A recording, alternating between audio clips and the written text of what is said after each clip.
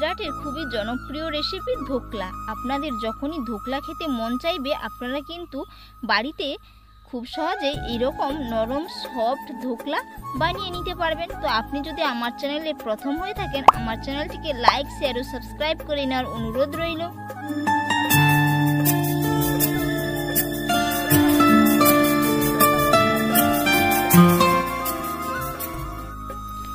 নমস্কার বন্ধুরা, প্রতিদিনের মতো আজকেও চলে এসেছি রান্নাঘরে। আজ আমি আপনাদের সম্পূর্ণ একটা ইউনিক রেসিপি করে দেখাবো। গুজরাটের একটি জনপ্রিয় রেসিপি ধোকলা। আপনারা কিন্তু বাড়িতে খুব সহজেই দোকানের মতো ধোকলা বানিয়ে নিতে পারবেন, আর বাড়িতে থাকা সবই উপকরণ দিয়ে। আমি সবসময় চেষ্টা করি আপনাদের সহজ সরল রেসিপি করে দেখার জন্য, কারণ সবার বাড়িতে সবসময় কিন্তু এই যে দোকানে কিনতে পাওয়া যায় যে মশলাপাতি, ওগুলো কিন্তু সবসময় থাকে না। তো সাধারণভাবে যেগুলো বাড়িতে সবসময় থাকে, রেগুলার ইউজ করা হয়, সেই সব মশলা দিয়েই আজ আমি আপনাদের ধোকলা বানিয়ে দেখাবো। পুরো ভিডিওটা দেখতে থাকুন, আশা করি ভালো লাগবে। আর নামমাত্র তেল দিয়ে কিন্তু আপনারা এটা বাচ্চাদের টিফিনেও দিতে পারবেন এবং সকালের ব্রেকফাস্ট হিসেবেও খেতে পারবেন। পুরো ভিডিওটা দেখতে থাকুন। ধোকলা বানানোর জন্য আমি প্রথমে 1.5 কাপ বেসন নিয়ে নেব। 1 কাপ 1.5 কাপ বেসন নিয়েছি। তো বেসনটাকে ভালো করে আমি চালিয়ে নেব যাতে না কোনো গুটলি থাকে এর মধ্যে।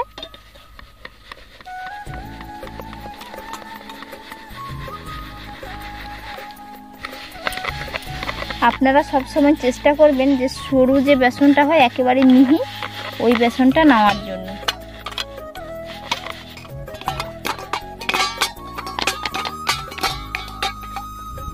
বেসনটা ভালো করে চালিয়ে নিয়েছি। আর এই যে ছোট্ট কয়েকটা গুটলি বেরিয়েছে, তো এইগুলো আমি বাদ দিয়ে দেব।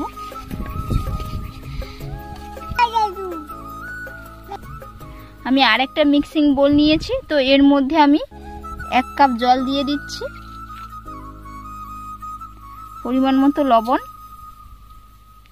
1 চিমটে হিং,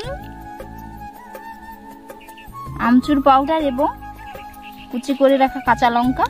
আপনারা কিন্তু আমচুর পাউডারের পরিবর্তে এখানে লেবুর রসও ব্যবহার করতে পারেন। কালার ভালো আনার জন্য 1 চিমটে হলুদের গুঁড়ো, ছোট চামচের মাপ করে 1 চামচ চিনি দিয়ে দিচ্ছি। আপনারা চাইলে চিনিটা ছোট চামচের মাপ করে 1 চামচ তেল দিয়ে দিচ্ছি। সমস্ত উপকরণগুলো ভালো করে মিশিয়ে নেব। চিনিটা মেলানোর জন্য টাইম দিতে হবে।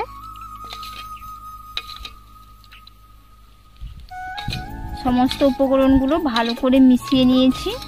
এবার আমি বেসনের মধ্যে দিয়ে দেব।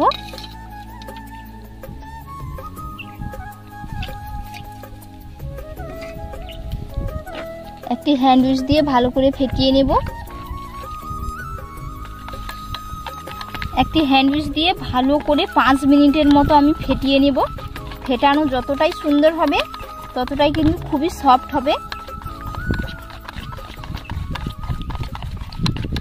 আপনারা কিন্তু বাড়িতে খুব সহজেই বাড়িতে থাকা উপকরণ দিয়ে এই রকম ধোকলা বানিয়ে নিতে পারবেন, পুরো দোকানের স্বাদের হবে। আর এটা তো আপনারা জানেন, এটা গুজরাটের জনপ্রিয় একটা খাওয়ার ধোকলা।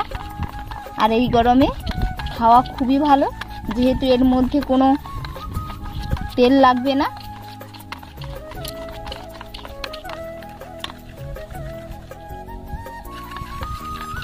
খুব সুন্দর করে ফেটানো হয়ে গেছে। যেই পাত্রে আমি ধোকলাটা ভাপাতে দেব সেই পাত্রের মধ্যে আমি একটু তেল দিয়ে দিয়েছি, দিয়ে ভালো করে ব্রাশ করে নিচ্ছি যাতে না লেগে যায়। ব্রাশ করা হয়ে গেছে। এই বেটারের মধ্যে আমি 1 চিমটে মতো খাওয়া সোডা দিয়ে দিচ্ছি। আপনারা চাইলে ইনো দিতে পারেন, ইনো তো সবসময় থাকে না হাতের কাছে, এর কারণে আমি খাওয়া সোডা দিয়ে দিচ্ছি। খাওয়া সোডা দেওয়া মাত্রই পুরো বেটারটা পুরো কতটা সফট হয়ে গেছে, পুরো ফ্লাফি হয়ে গেছে। এই যে এবার আমি এই পাত্রের মধ্যে ঢেলে নেব। ভাপানোর জন্য একটা কড়াই নিয়েছি, কড়াইয়ের মধ্যে জল দিয়ে একটা স্ট্যান্ড বসিয়ে দিয়েছি। জলটা গরম করে নেব। এই বেটারটা এর মধ্যে বসিয়ে দিচ্ছি, দিয়ে একটা ঢাকনা লাগিয়ে দেব। ঢাকনা লাগিয়ে দিয়েছি, এইভাবে 20 মিনিট হয়ে গেছে। দেখে নেব ঢাকনা খুলে।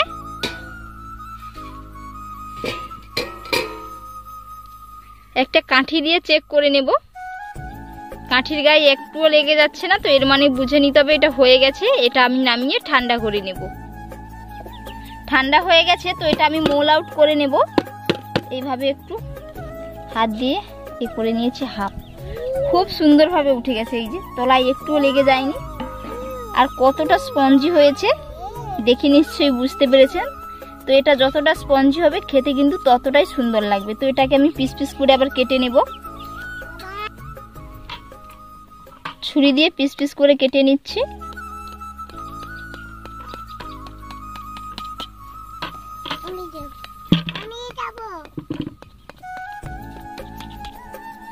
এরকম ভাবে কেটে নিতে হবে।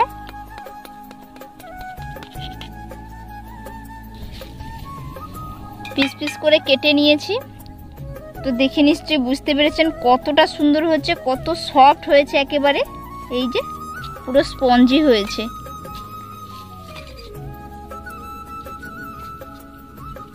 তো এর মধ্যে আমি একটু তড়কা দেব, দিলে কিন্তু এর টেস্ট আরো ভালো লাগবে। আপনারা এই অবস্থায়ও খেতে পারেন এটা। তড়কা বানানোর জন্য আমি কড়াইতে একটু তেল দিয়ে দিচ্ছি, সাদা তেল। এবার এর মধ্যে আমি দিয়ে দেব কালো সর্ষে, কালো জিরে, সাদা জিরে আর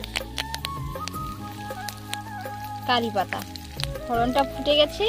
এবার এর মধ্যে আমি একটা কাঁচা লঙ্কা দিয়ে দিচ্ছি।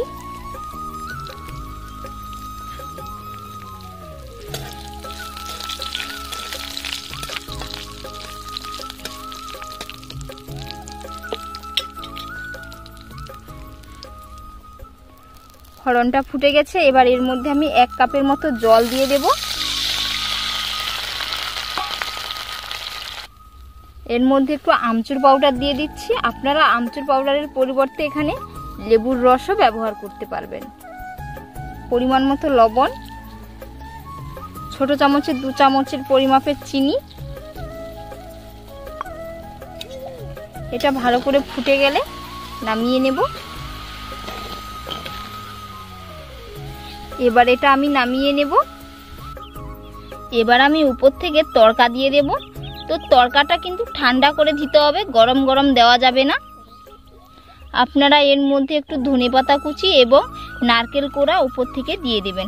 হাতের কাছে নেই তাই দিলাম না, আপনাদের যদি থাকে তো আপনারা দিয়ে দিতে পারেন। এই যে রেডি। তো বন্ধুরা, আজকের রেসিপি আপনাদের কেমন লাগলো অবশ্যই কিন্তু আপনারা কমেন্টে জানাবেন এবং বাড়িতে একবার এইরকম ভাবে বানিয়েও খাবেন। খেতে কিন্তু খুবই অসম্ভব মজার হয়। তো আপনাদের সাথে নেক্সট ভিডিওতে দেখা হচ্ছে। পুরো ভিডিওটা দেখার জন্য ধন্যবাদ। ভালো থাকবেন, সুস্থ থাকবেন।